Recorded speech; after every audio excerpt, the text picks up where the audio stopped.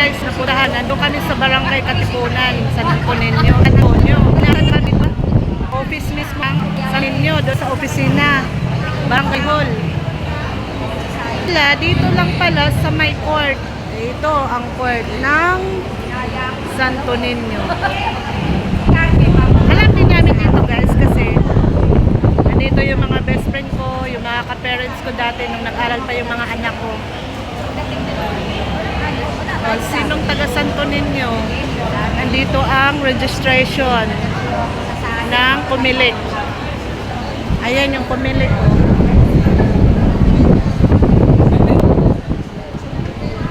Kaya maganda rin naman yung mga nag-assist guys.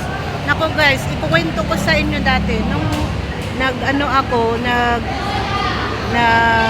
nagpa-register uli ng Comelec doon sa may Fisher Mall.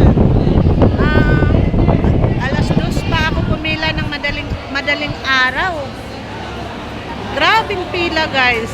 Nakauwi ako ng alas 11, ay alas 10 ng umaga. Pumila ako ng alas 2 ng madaling araw. Nasa labasan pa kami ng mall. Ngayon,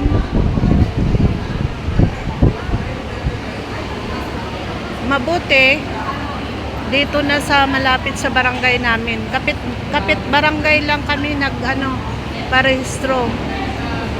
Na anuhan ng aking anak. First time niyang registration. Ayun, nakapila sila. Kaya, ayun. Nakarating din kami.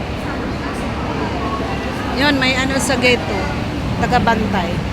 Buti nga, nakapasok ako kahit naka-short. Pero understood naman naka-short guys kasi tag-init ngayon.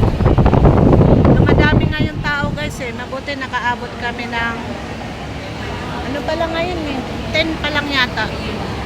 Ayan may mga dumadating guys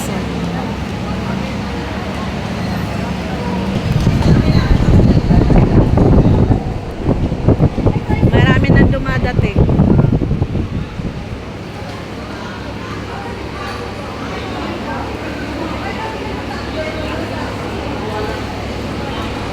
Yung anak ko nilapitan ng classmate niya. Ayun sila. Thank you God, nakarating kami dito sa court ng registration ng Comelec.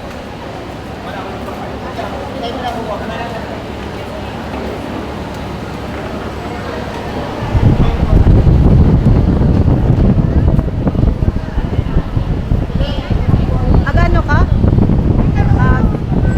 Rehistro? Doon ka sa... Ay, dito ka pinaano? Naka-fill up ka na. Pila na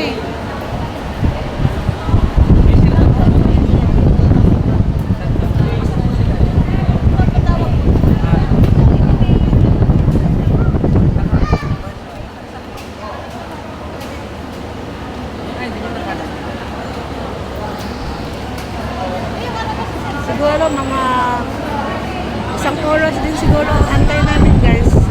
Kasi ano pa yan siya sa ano pa sila interviewin pa siya bago ano sa computer. Tapos yung set number. Pero siguro mga isang oras. Mga isang oras din siguro. Kasi ibibigay yung pinaka-stamp, di ba? Yung set number ng stamp. Ako dati guys, grabe. Grabe pila doon. Kaya naswertihan nasa court. Sa susunod, mag-ano pa daw sila. Kaso lang doon na sa Cubao, sa Ramon Magsaysay, tapos sa Bulacan. Andito tayo sa electric fan, sa air cooler. Kaya lumilipad yung buhok ko. Kasi mabuti nga guys, maganda yung pakiramdam ko.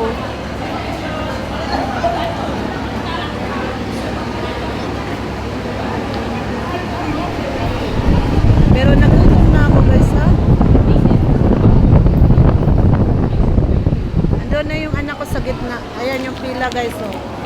yung pila.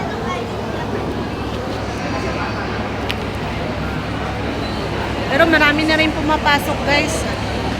Ayun no. Baka mamayang hapon marami.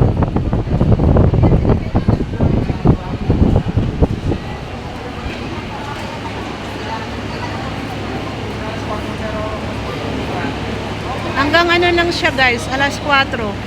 Alas 4 ng hapon for today. 9 to 4.